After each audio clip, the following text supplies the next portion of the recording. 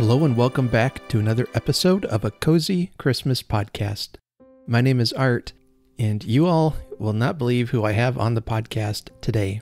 That's right, after rather lengthy absence, my daughter Grace is going to be back with me today, and we are going to talk about what she's been up to since this past Christmas. She shares a few opinions that she has about life, the universe, and everything. And of course, we're going to talk about Christmas. And then after that, I've got a wonderful letter I want to read that was sent in by a listener. She responded to my to the last episode where I talked about Mrs. Claus. She has just a beautiful Christmas letter that she shared with me, and I'll be reading to you today. So that's going to be our episode today. And so before we get to that, I don't really have any news to share other than as we get closer to October, I will be starting to put out more episodes as we get closer to Christmas. I've got some stories planned. I've got some guests I'm lining up, and you won't want to miss what's coming. So without further ado, let's go ahead and jump over to Grace and see what she's up to.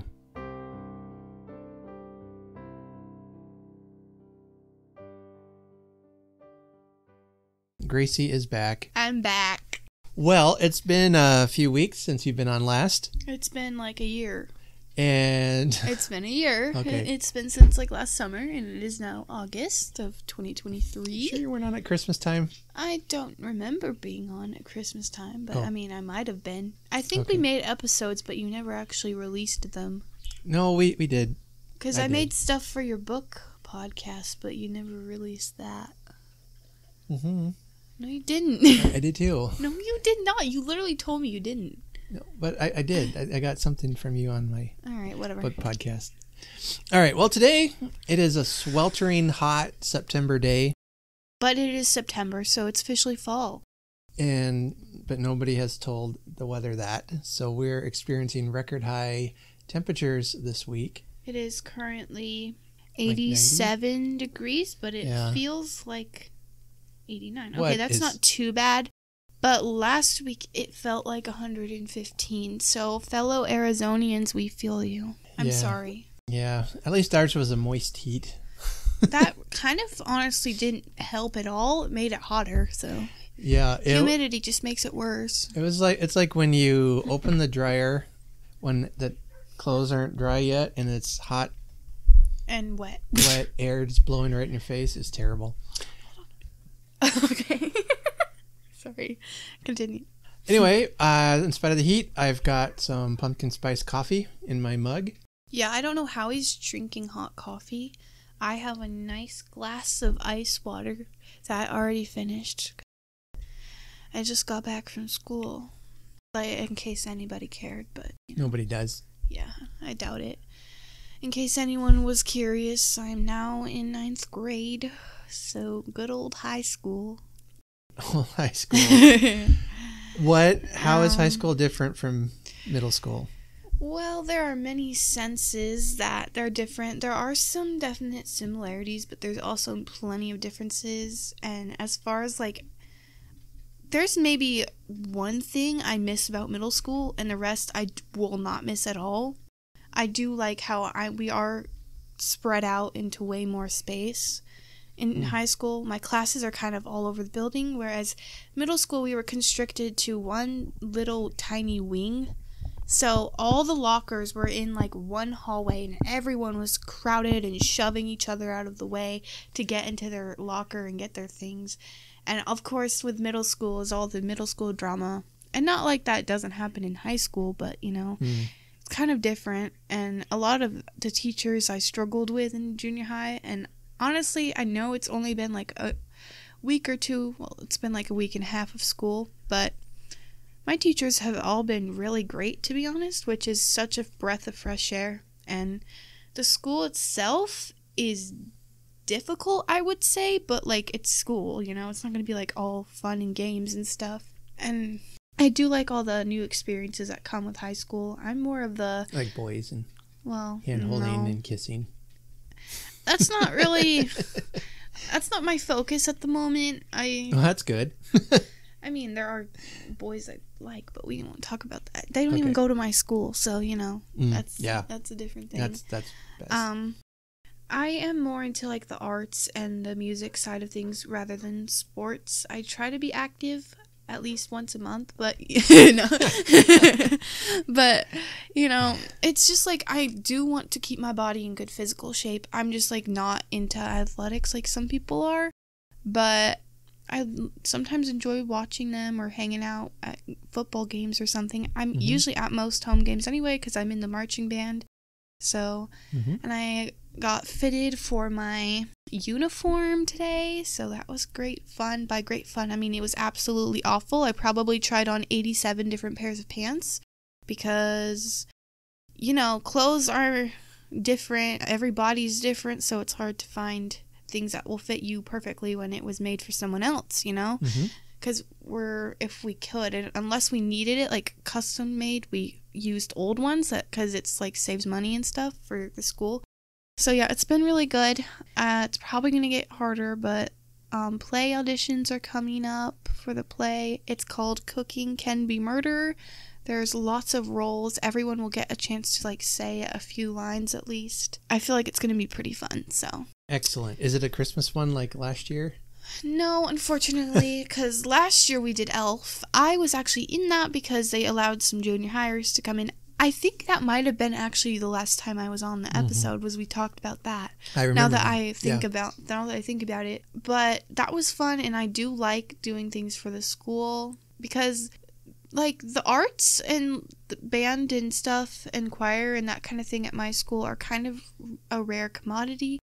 A lot more people at my school are into athletics, so it's nice to just kind of represent that side of things because, I mean, it's fun and it's good for your brain. And yeah, so do you think the arts are important then? Yeah, I think it's a good experience though, just because, I mean, it's always good to try something new, and I feel like a lot of kids push away that kind of thing just because they think they'll hate it, which can be for anything in life, you know, like you could also be like really into the arts and maybe avoid sports, but like I gave a sport a try and I didn't absolutely hate it, you know, I just like this better, but you know, that's not necessarily a bad thing. Yeah, you just gotta find what you like, find what you're good at.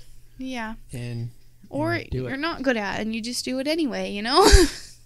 One of my favorite writers said, do what you love and love what you do. Yeah, it's just like I feel like people these days see things. I'm now just sharing a lot of my opinions, so if you disagree, I'm sorry, but I'll edit it out if they disagree. Okay. I just feel like a lot of people nowadays are so much more focused on being better than one another when it comes to anything like arts, music, sports, school, you know, like I just feel like everyone's trying to one up each other, and it's just I don't feel like that's right. Okay, my choir teacher said something I really liked. He was like, we sing not to impress but to inspire. Like he wants us to focus less on impressing people and each other and like trying to one up each other, but more being an inspiration to other kids and adults around the world. And that's just kind of my thoughts on that. I just really agree with that just because that's cool. I feel like so many people are just so rude to each other in that sense, and they just need to figure it out, you know, because it's just not always about glory and being the best. It's just enjoy it, you know, and make friends and do fun things and improve and help each other and not bring others down, you know. But anyway, sorry, I'll stop ranting. That's fine. I've had some people wondering how things are for you, so this will be a good catch up. But we do have to keep things moving along. Right, I'm sorry, I'll be done. I don't kind of have a problem with talking because this is like the one ways I can kind of spit out my guts to a recorder. But you should have a podcast then. I should have a podcast. I feel like I'm old enough now. Gracie's podcast. Would you guys want that? I can do that. Birds, be quiet. Yeah, they're being noisy. I'm sorry. But we have some Christmas questions to answer. So are you going to be asking me them, or am I going to ask you them? I will ask you, and then I will chime in if I feel like it. Okay. Oh, hi, puppy. Oh, you're down. Because sorry, my dog is right by my face. So some of these questions I might ask upcoming guests so we can try them out on you. Okay. I'm a guest. I mean, I'm not a guest, but like it's been a long time, so I might as well be a guest. No, that's hurtful. Okay.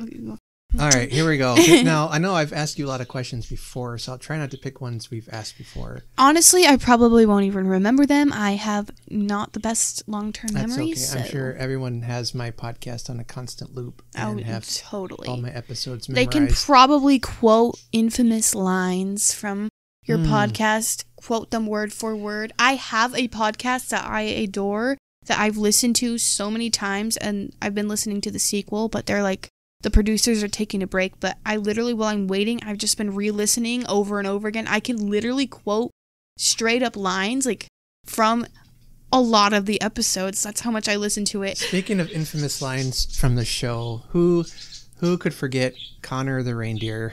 Oh my goodness. Donner. Is it Donner? It's Donner, yes. Like Connor. Not Connor. Okay. Oh my word. Okay, sorry. All right. What's the best or worst Christmas present you've ever received? Oh, no. And now I'm here in front of you, so you can't say any of the worst ones. Yeah. Obviously, nowadays, I am very grateful for anybody who even thinks about me on the holidays, whether I adore the gift or not. I just love how they thought about me, and they bought a gift that would... Like, they bought it when they were thinking of me. I just think that's so sweet of people because they did not have to do that, you know? And a lot of the time, it's just personal preference. I've never really received, like, a terrible gift.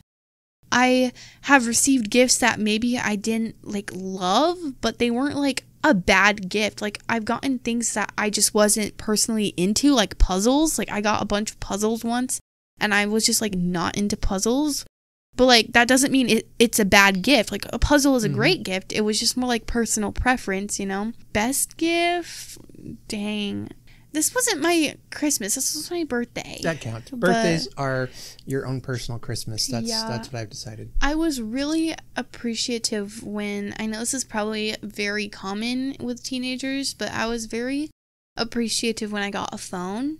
Because I was told that I wouldn't be getting a phone for several years, and I felt very awkward at school. I was one of the few kids without a phone. In fact, kids would pick on me for it, and I'm like, that's not my fault, you know? Like, but yeah, that was probably one of the best gifts. Surprise vacations are always great gifts, because we got that gift when it was like 2020, you know, lockdown. So going anywhere was honestly such a blessing because we'd all been stuck inside, you know? And the only place like I can remember going in 2020 was either the grocery store or school. And none of those are a vacation. Those are just kind of boring, you know? And sorry, our birds are being loud. Oh, hi, Pumpkin. What are you doing? Okay, sorry. Next question. Here, this one could be fun. Name something about Christmas that most people like, but you hate. I just love Christmas. I love almost everything about it. Well, when I think, for me, it's usually just things like movies. There's movies. Yeah, that's what I was thinking. Okay. That like certain movies that are like super popular that people love, and there's movies I'm like, no, gross, you know? And like, I'm just like not a fan of, but... Do you have a favorite Christmas movie? Is it still The Grinch? It's a classic, man. I love a lot of Christmas movies, so it's hard to like pick a favorite, you know, but I also love the Home Alone movies. I just think they're kind of for those people who I feel like who maybe don't like adore Christmas, but they still want a good Christmas movie and a good laugh, because the story isn't completely focused around the fact that it's Christmas and more just this kid's story of how he's left by himself at home and was against these bad guys, you know, all that good stuff. And I just think it's humorous and it's a good movie. If you could only have one type of Christmas candy this year, or snack or treat or cookie or whatever, what would it be? You only get one. Just like one singular one, or just one type of treat? Type. Okay, one type. You can eat as much of it as you want, but you only get that one. Probably something with chocolate. Because there are so many desserts you can make with chocolate. Like you can make, but they all kind of have like dissimilar tastes. Like they can taste completely different. But like I feel like so many Christmas foods and treats are kind of chocolatey, like that we make in our house anyway. Like, you know, hot cocoa, chocolate kisses, like chocolate crinkles. Those are delicious cookies. They're basically a good chocolate cookie, and they have like powdered sugar on top. So good. I just love chocolate. I'm a chocolate girl, so. Are those the ones that look like little doggy poos? No, those are the coffee ones, I think. Oh, okay. These ones are like normal cookies. Okay. Oh, yeah, okay. They're my favorite behind snowballs. Probably snowballs are the best, but. I would probably say gingerbread cookies still. Yeah. Because then you could either eat them plain or put frosting on them, have them with your coffee or tea, whatever. Sorry, my dog was in my way. Let's see. Controversial. I don't like gingerbread very much. Oh. I just don't. I don't like it very much. It has to have frosting, or I don't really like it. But anyway, who is the toughest person you have to buy for this Christmas? Sam. That's my middle son. He is very reserved, kind of person, and he just isn't the guy who's like, I want this and this and this and this. He is the guy who wants a bunch of expensive things, like a couple, like a new computer. I'm like, I cannot buy you a computer for Christmas, you know, like, and he just, when you ask him, like, what do you want for your birthday? What do you want for Christmas? I don't know. Like, this is your opportunity to get whatever you want. And you're like, because when it's me, I'm like, oh, I want this and this and this and this. But like, it's because he is so thankful and content with everything he has. Probably. And like, he gets that from me, of course. Yeah. I hear, how about I rank the shopping? Like, who's hardest to easiest shop for? The people in our family, who's the hardest to easiest? So the hardest is Sam. Probably next I would choose Ryan. Just because it's hard for me to know what they're like really into. Like, I'm not super involved in their life, especially Ryan, because he's not even in the house anymore. Like, he's moved out. That's our oldest. That's my oldest brother. He's like 20. Ugh, but and then I would say you and Mom. Like, you and Mom are pretty easy to shop for. Like, I know what you guys like, and I can usually get you something okay. I'm not very good at shopping, but you know, it's okay. Well, you know, if it's got books, Santa. It's books about Santa. Or just the two separately. Like, he loves books, and so does my mom. And my mom, like, I just, knowing like things they're into helps me buy, but like for them. But I don't even know what Sam really likes. I know he likes turtles, and that's about it. Yep. Okay. And like computers and stuff, but I can't buy him computers, you know, like I'm not that rich. If you could travel anywhere for Christmas, where would you go? I don't know. It depends on how I'm feeling, because if it had been a miserably cold winter, I might opt to go for somewhere a bit warmer. However, because it is Christmas, I love the cold, cozy, snowy feeling on Christmas.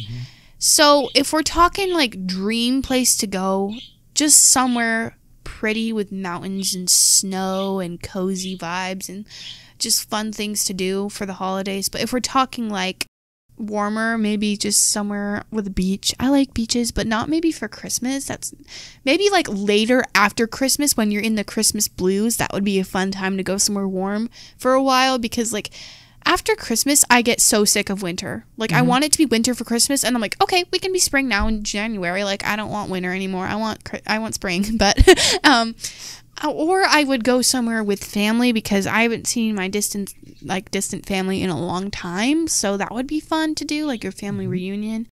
But I also just like being home for the holidays, you know?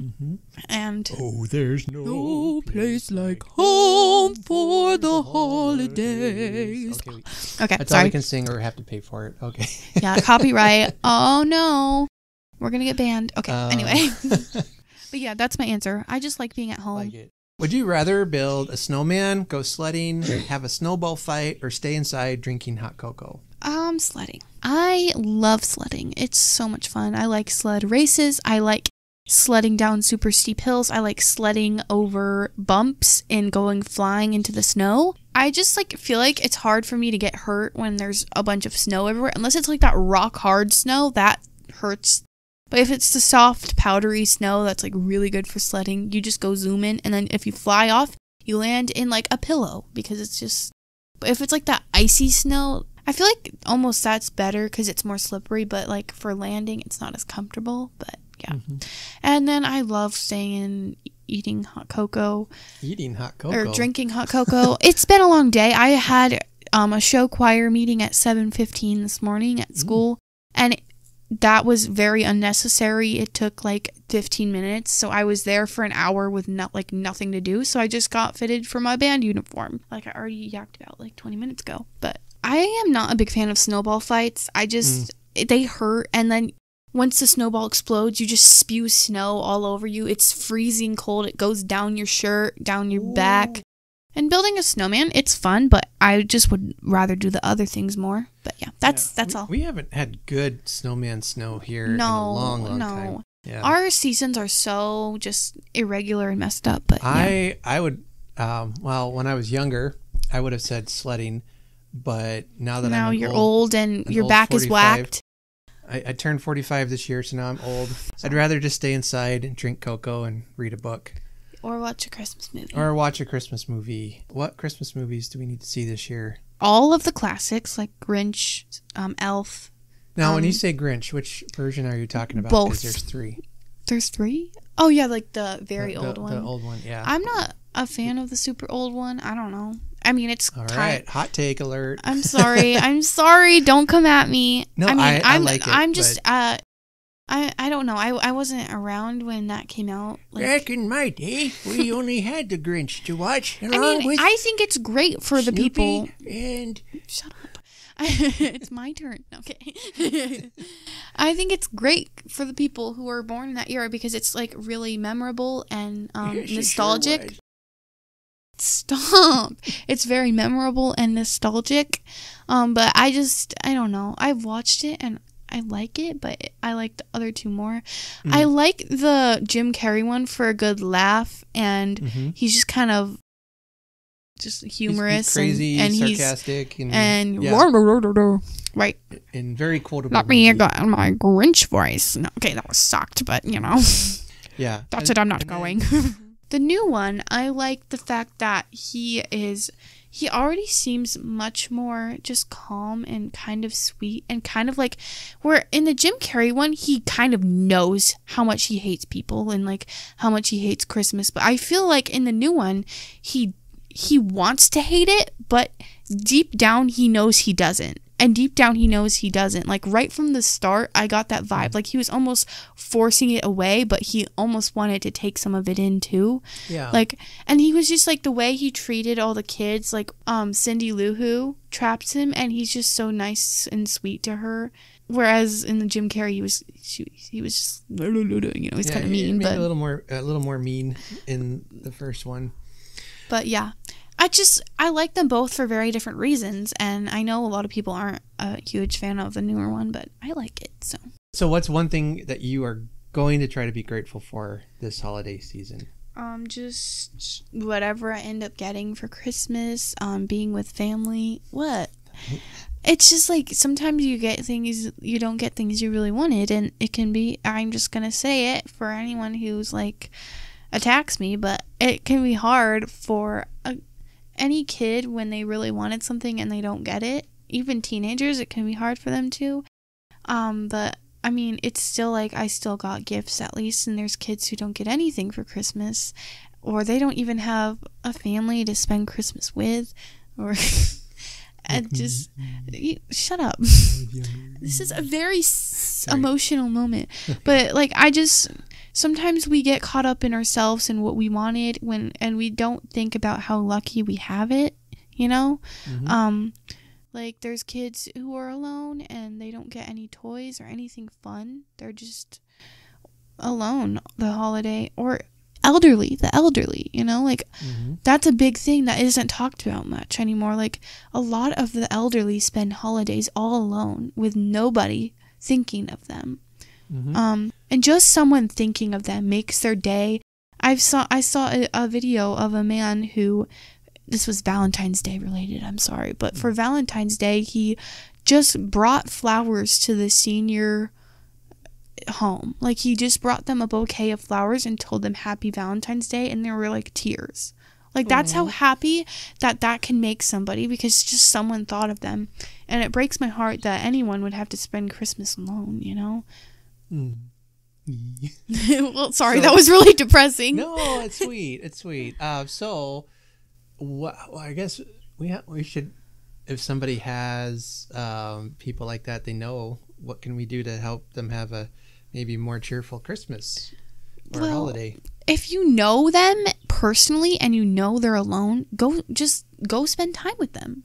Just go and have lunch with them. Invite them over to your Christmas dinner. Like, just go and visit, you know, just be friendly and let them know you're thinking of them, because just that can make like I said earlier, just that can make somebody feel better about everything, you know, and being less alone. Or like invite them over for your Christmas party or something, just so they feel welcome and included.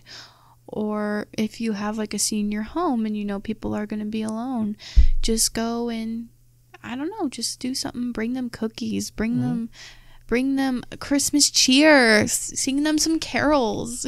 Bring them the present of your presence. That's right. What is it that makes Christmas special? Well, obviously, if we're looking at the religious factor, that's a whole other thing. If we're looking at besides religious aspects, I just think there's so many things. It's hard for me to pick like the most meaningful thing about Christmas and what makes it so special, because it's just so much that makes it special. Because like family obviously is one of the things that I think of, is just like the traditions that we do as a family. I wouldn't have it any other way, you know, like sometimes you think to yourself like, man, why can't my family be more blah, blah, blah, blah, blah? Just for examples. I don't do this myself because I adore being in my family, you know? But you have to remember all the traditions you do as a family, and that's what makes it so special for me, is the traditions that we do as a family, because I know like no one else has some of the traditions we do. I just love that special time together as a family, because I mean, we do spend a decent amount of time together, obviously, but just doing those fun things with everyone together, and Christmas morning, eating the breakfast, opening the presents, like everything to me about Christmas is special and fun, and you don't really get that experience very much because it's a once a year thing, you know? But, sorry, excuse me, viewers. But yeah, traditions are definitely one of the best things for me, and just being together as a family, all the fun Christmas movies, food, cookies, everything. It's just, everything's so great about Christmas, but traditions are the things that stick out to me the most. Well, good answers. I'll give everybody a minute to wipe away the tears. It's almost spooky season too. I am planning to have you back on more frequently now. Good, you better. I'm wanting to do some more taste testing of some treats and things. That will be fun. Fall treats, maybe. I got a new cozy mystery that has a bunch of pumpkin themed desserts recipes in the back, so I thought we'd try some of those. Before we go, I've got a very important question to ask. Okay.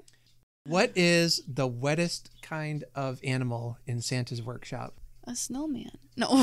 No, a reindeer. A snowman is pretty wet, though. I'm just saying. That's it for us today. We had a chance to catch up with Gracie. Oh, and I'll have episodes of some stories coming up. I've got some guests planned. Lots of fun things. So till next time, and may all your bells jingle. And may all your balls twinkle. Anyone want a teenager? All right. Bye, everyone.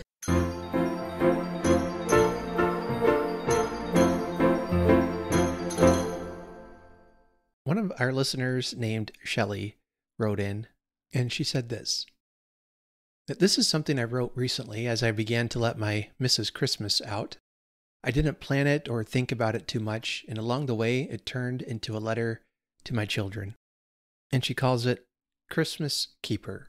Shelley and I would invite you to make yourself comfortable, grab a cup of your favorite fall beverage or Christmas drink, settle in by that Christmas fire, and I'll read to you Christmas Keeper.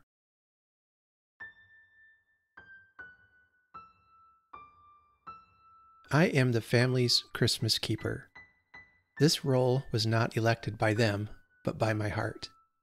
I insist the family let me lock in important dates early, such as family Christmas tree decorating day, Christmas tart making day, cookie decorating day, Christmas Eve formal dinner, and of course, the Christmas Day celebrations. Even though I've always lived in the Southern Hemisphere and have never had a white Christmas, I decorate with flocked pine trees and set up hot cocoa stations and bake traditional Christmas fare. I decide every year that the adult children will no longer receive Santa sacks stuffed with goodies. But the emerging Christmas joy melts away this resolve as I start to gather and hoard table presents to delight in and knickknacks that suit grown-up babies for their stockings. Why do I get so much delight in this preparation and fairy lights and trees and greenery all over my house? I have very little attachment to the religion it's associated with. Although my little nativity scene I was given by my great-grandmother when I was 4 still takes pride of place every year. It stirs such deep emotions in me, a fleeting connection with a woman I hardly knew and barely remember. A woman who by all accounts caused my grandmother so much pain, trauma, and suffering. But my enduring memory of her is feeling so deeply special and seen when I received that nativity scene. It's probably cheap, but it's sacred to me. Oh, how I cried when my son broke dear Mother Mary. There is a moment in most people's lives when the bubble bursts and the reality of life is revealed. Sometimes it's a sharp moment, and sometimes it's the natural and slow process of time, robbing us of our childhood carefree dreams. There was a time when I saw the world as a safe and magical place, where my daddy was my superhero and my pet Rox really loved me, and my beautiful dog Goldie truly understood everything I said to her. A time when fairies played in the flowers and the stars shone just so my father and I could gaze at them together. When I believed in true love, and when I believed that the good guys always saved the day. I didn't know that it wasn't always safe to sit on Santa's knee. I didn't know that the sweet-smelling hustle and bustle in the kitchen was fueled by anxiety and whiskey and harsh words hissed under the breath. I didn't know that my Christmases with my loved ones were numbered, and that the old tatty tree we joyfully decorated every year wasn't, in fact, magically beautiful. It was all Mom and Dad could afford. I didn't see all that. I saw magical twinkle lights and the twinkle in my father's eye as he encouraged our joy. I tasted the familiar minced tarts and was excited to see if Santa had actually drunk the whiskey I left out for him the night before. The magic and the anticipation was a representation of my hope for the dream of life I still believed in.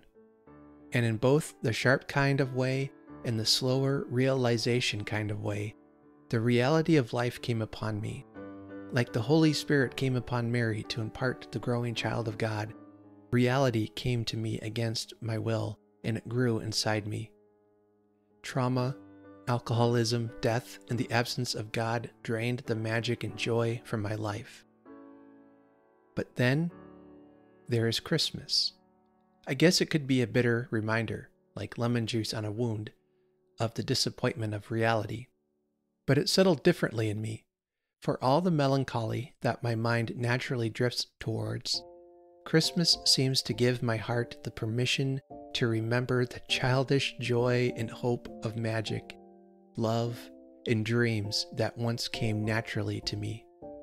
It calls my heart to my ancestral roots of Yule, of the need to decorate the house with greens and berries, to remember that the sun will return, Even though it is the middle of summer here in this stifling heat, I still feel the ancestors calling me to the stillness of winter. Yes, the twinkle lights speak to my dehydrated inner child. The house becomes my playground, and the decorations are my toys. The tree day that I make you all attend is my connection to the cheeky joy I saw in my father's eyes when he would put Willie Nelson's pretty paper on the turntable and excitedly tell us he was going to the shed to get the decoration box. Mom would moan, but I would squeal. My brother would tell me to be quiet, but my heart overflowed with excitement and magic. The table presents I wrap for each of you in the formal Christmas Eve dinner, which is invariably not on Christmas Eve, makes me feel like I'm carrying my grandmother into the future of your lives. I hope you will continue her legacy when it's your turn, and teach your children and grandchildren about the amazing Grandma Dixie who came from poverty but insisted on well-dressed windows, polished silver, and matching shoes with handbags. The terribly unhealthy Christmas tarts is my mother's legacy. As she enters the long goodbye, I can keep her commitment to bringing joy to my father's Christmas by making sure he had homemade English mince tarts, only ever using Robertson's fruit mince. Every fruit mince pie I eat in December represents her deep devotion to him and his sacrifice of leaving his country, his community, and his family to be here on the other side of the world with us. This is what Christmas means to me. It's an annual connection to my ancestors, my family, my joy, and a way to use these little moments to bring the past into the present. And, for just a little while, pretend that magic and hope and joy are emitted from my many fairy lights. I hope I can give my children a few days of magic as they trudge through the world of adulthood. I will, for as long as I live, encourage Santa to leave a few goodies for you every year, no matter how old you get. And that was a Christmas memory, a Christmas letter written by one of our listeners named Shelley, and she calls it Christmas Keeper. And this is what I love about this community, is that some things we have in common, some things we celebrate for different reasons and in different ways, but it's a holiday that brings us all together and helps us remember the past, celebrate the present, and have hope for the future. And so I hope this letter does that for you. Shelley, thank you so much for sending that to me and trusting me with your story. I hope my reading of it did it justice. It's so beautifully written. I love that she's the one that keeps these traditions going. I think it's safe to say that we all have somebody like that. And I want to inspire you, challenge you, encourage you this year that if there's somebody in your family that kind of fulfills that role of Christmas keeper, help them out this year. Maybe at the very least express to them your gratitude for how they have kept things going all these years. Because, I think about some of the traditions our family does that if we stop doing them, Christmas would not feel like Christmas. And there's some things that will naturally fade away and that will change or will do differently, and that's fine. But you need somebody in your life who keeps those traditions going or helps you plan new ones. Will you be the Mrs. Claus? Will you be the Santa for your family? Maybe there's good times. Maybe there's been bad. But I hope you can find the joy of Christmas, whatever and however, for whatever reason you celebrate. So I would love to hear from you, your Christmas memories, your Christmas traditions. That's been one of the funnest parts of this podcast, is hearing from you. Please write in. I'd love to read it for you. And you might feature on an upcoming episode. You can find me online on all the major social media platforms. The information is in the show notes. Otherwise, you can email me at cozychristmaspodcast@gmail.com. All right, well, thank you so much for listening. When this episode drops, we are now under 100 days until Christmas. Couple things, please check out the YouTube channel. I'm hoping to put some more video content up there. They should have something else coming out here soon. I don't know what it will be or how long it will be, but it might be a little something between now and the end of the year that will keep your Christmas spirits up. Also, if you'd like to help out the show, please like and subscribe if there's a way to do that on the platform you're listening on. If you're able to leave a review, that is so helpful to get the word out about our podcast. And if you'd like to help us out in a financial way, there will be some links in the show notes. Any donation made on Ko-fi.com, I will also send you out a Christmas card and a bookmark or sticker. If you leave me your address or message me your address, I'll make sure to get that to you as my way of saying thank you for helping support the show. But the best thing you can do is to listen and share with those people that you know will love Christmas and will love hearing about Christmas year-round. So until next time, remember that we will honor Christmas in our hearts and try to keep it all the year. Have a very Merry Christmas.